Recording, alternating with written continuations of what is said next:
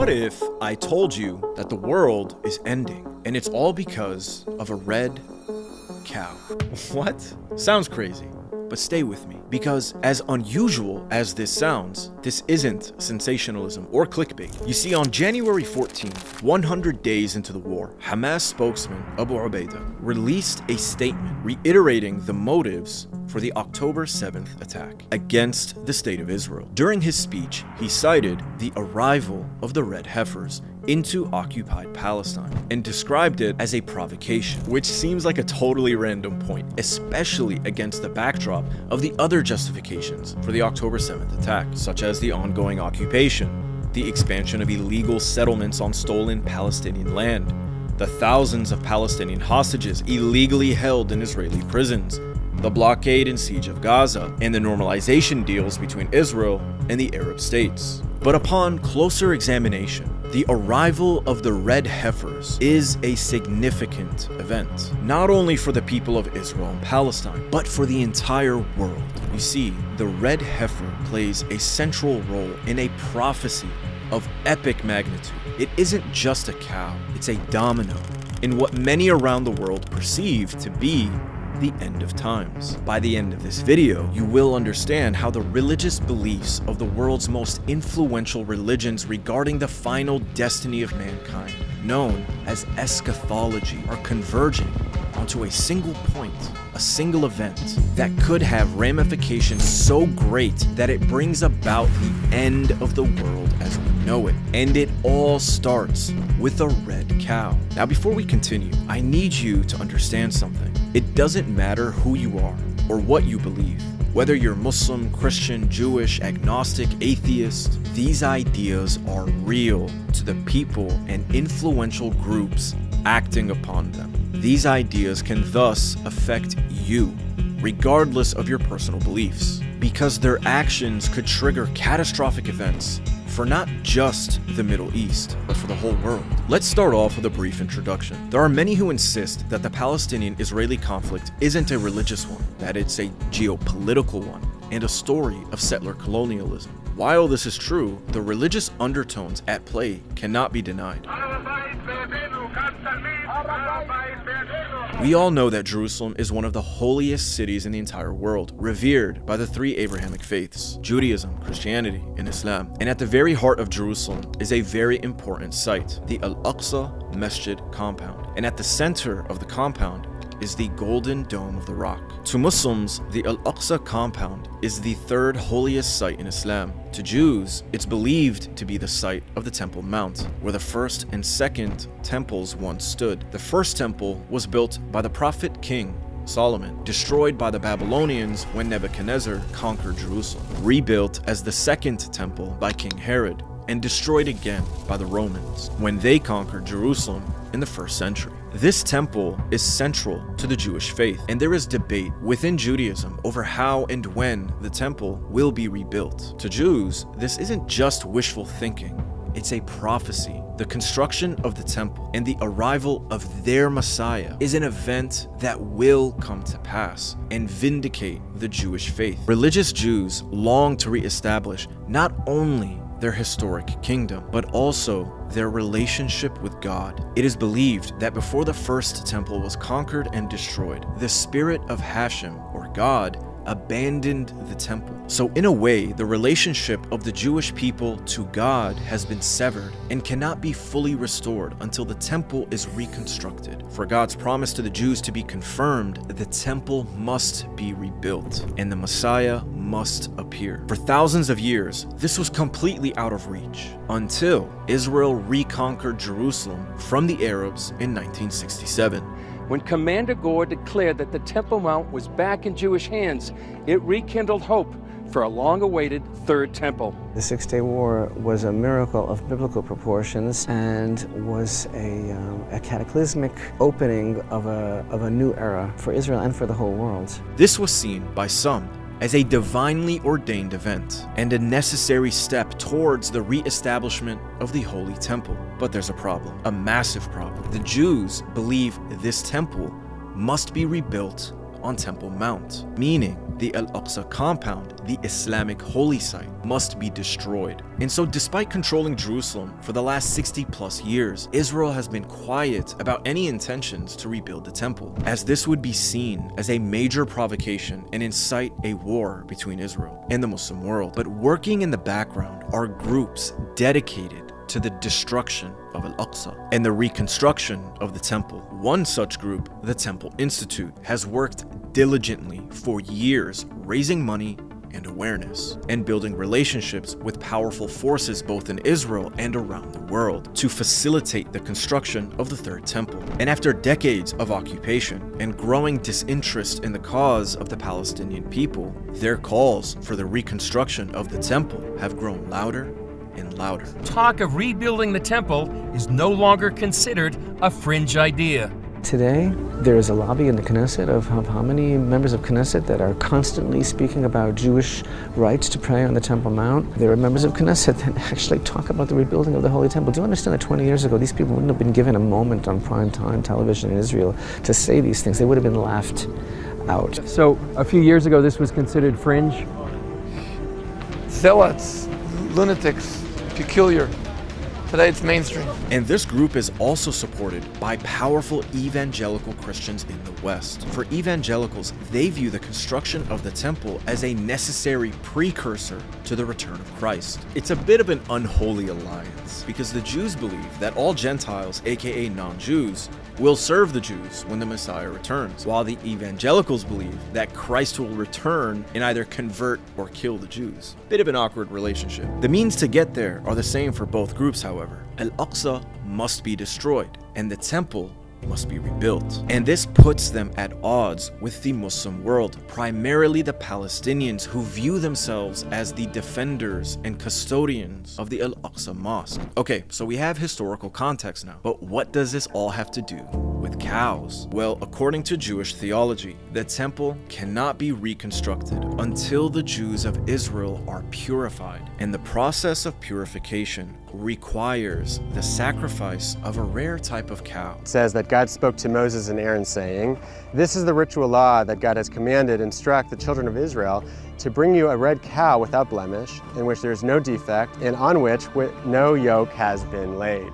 So it says that we're supposed to take a perfectly red cow with no white hairs or dark hairs at all, and a cow that no yoke has ever been on. So as a result, it's very, very rare to find a baby cow that is completely red. It's basically the bougiest cow of all time. This kind of red heifer has been incredibly difficult to find. Even with genetic modification and breeding, finding the perfect red heifer domestically in Israel has been near impossible. But in 2022, 5 of these perfect red heifers were discovered on a ranch in Texas. The Temple Institute in Jerusalem spent over $500,000 to airlift these red heifers to Israel, where they were placed on a secretive farm for protecting and grooming. Now, they were too young to sacrifice in 2022. Per the rules of their theology, the Jews cannot sacrifice these heifers and purify the Jews of Israel until they reach a certain age. The book of Numbers explains that ashes of the red heifer are used to purify priests for their service in the temple. These red heifers are now between 1.5 to 2 years old. To replicate the ceremony mentioned in the Bible, they need to be at least 3 years old. In April of this year, these heifers will be of age, and the sacrifice can commence. To prepare for this, the Temple Institute and other groups have been making all sorts of preparations. Firstly, the sacrifice must be made by the perfect priests, not only trained in the process of sacrifice, but also with a direct bloodline to the prophet Aaron, the brother of the prophet Moses. The sacrifice must also be made east of the Temple Mount, around the Mount of Olives, where the priests can be within sight of the compound itself. And this land has already been purchased. According to those working on the project, the ceremony of the red heifer needs to be performed on the Mount of Olives and in a place that would have looked directly into where the temple stood. The land I'm standing on, bought 12 years ago, fits both of those standards. It's had to be exactly at the front of a place that the priest that made this ceremony can see the Holy of the Holy Place. Rabbi Yitzhak Mamo owns the land here on the Mount of Olives. And we hope that in a year and a half from today, we can make here in this area the ceremony of the red heifer. That actually will be the first step to the temple. Mamo says the ceremony needs priests who have not been defiled by touching anything dead. The Temple Institute actually have 9 pure priests, and they are pure, and they are waiting. So we have the priest, we have the red heifer, we have the land, and we have everything ready. We just need to wait another 1.5 years. The Temple Institute is so serious about these preparations that they have already used diamond cutting tools to form the massive stones that will be used for construction of the new temple. As per Jewish creed, the stones cannot be carved with metal tools. And they have even prepared the ornaments that will be placed inside the temple once it's rebuilt. And there are many other specific requirements for the temple's construction that have been undertaken. Okay, so now you should understand why Abu Ubaidah made it a point to mention the arrival of the red heifers. To you and I, it may seem like a superstitious ritual with no bearing on the situation, but as I have already laid out, it is the first major step in a series of steps that will facilitate the destruction of the Al-Aqsa compound. And this is what would trigger a catastrophic showdown between civilizations. Once the heifer is sacrificed, it will be burned and its ashes will be mixed with water, which will be used to purify the Jews of Israel, who will then be allowed to construct the temple, with the ornaments and construction materials already prepared in accordance with Jewish law. This process will be rather quick. Another thing to keep in mind is the archaeological excavation that has been taking place underneath the Al-Aqsa compound. The Israelis claim it's for archaeological purposes, but they have never allowed Palestinians to participate or even observe this process. Many believe that this excavation is part of a dangerous agenda to weaken the foundations of the Al-Aqsa Mosque and bring about its collapse. There are reports of growing cracks in the foundation walls and ceilings of the mosque itself. Any attempt to repair them has been ignored and rejected by the Israeli government. In 2023, these excavations reached their most extreme point, with unprecedented levels of digging taking place underneath the compound. And in May of 2023, just a year ago, Netanyahu's cabinet held a meeting underneath Al-Aqsa. If you still aren't convinced of the intent of the Temple Institute to destroy the mosque, just take a look at this purpose statement on their website. In it, they detail that the Temple Mount rightfully belongs to the Jews, that the Palestinians are the modern people of Amalek, a tribe which the Jews destroyed thousands of years ago. This is pretty fucking crazy, right? This isn't just the mission of some NGO operating in Israel. It's an entire movement picking up steam that is pervasive in Israeli society. The Temple Institute has given custom-made battle horns used during the war with the Amaleks to the IDF so that they can blow them in the Gaza Strip. And soldiers can be seen erecting signs, flags, and graffiti on homes in the Gaza Strip, announcing the coming of the temple and the destruction of the mosque. The writing is literally on the wall. Most Christians, I think, don't think about the third temple, but those who do believe that it will be built before Jesus returns and that the Antichrist will take over that third temple during the tribulation and try to rule the world from there. Could it happen in our lifetime? That to me is intriguing. I think we don't know, but there are some Jews who are really making, as you're reporting on, preparations to get ready for that moment, and that's something to watch closely. To many, this isn't just a war between a rebel group and an occupier. It's a war of conquest by religious zealots in the same vein as the Crusaders and ISIS. And it's all coming to a head. Hamas felt so strongly about this provocation that they cited it as a motive for October 7th.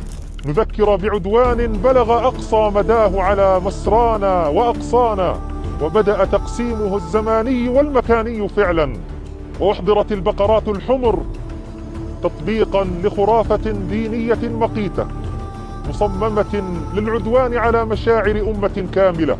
It wasn't only a desperate plea to the world to pay attention to the plight of the Palestinian people. It was a warning to the entire Muslim world that one of their holiest sites is under threat of destruction because they see the writing on the wall. They see the calls from organizations like the Temple Institute and the people who fund them. They see the policies being enacted by the violent and religiously extremist Israeli government, working hand in hand with evangelical Christian extremists. They see the indoctrination of their children, the future generation, where they make their intent clear to destroy the mosque and replace it with the third temple. They understand that these people are working towards their prophesied end times, and they understand that these extremist Jews and evangelicals believe that the key event to triggering this violence, destruction, and chaos is the construction of the third temple. And the construction of this temple doesn't begin until the red heifers are slaughtered, sacrificed, and burned on the Mount of Olives in East Jerusalem. Now, if you think all of this is nonsense, that it doesn't matter, well,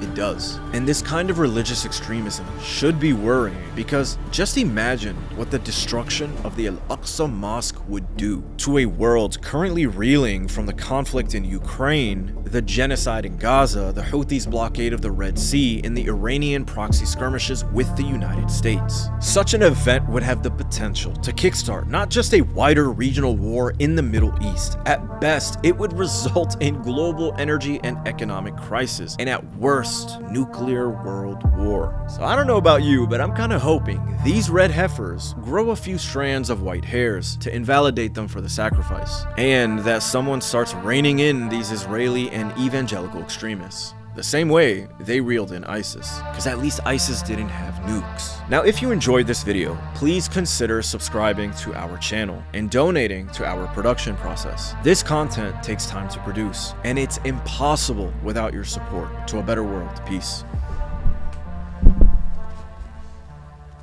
Trust nothing.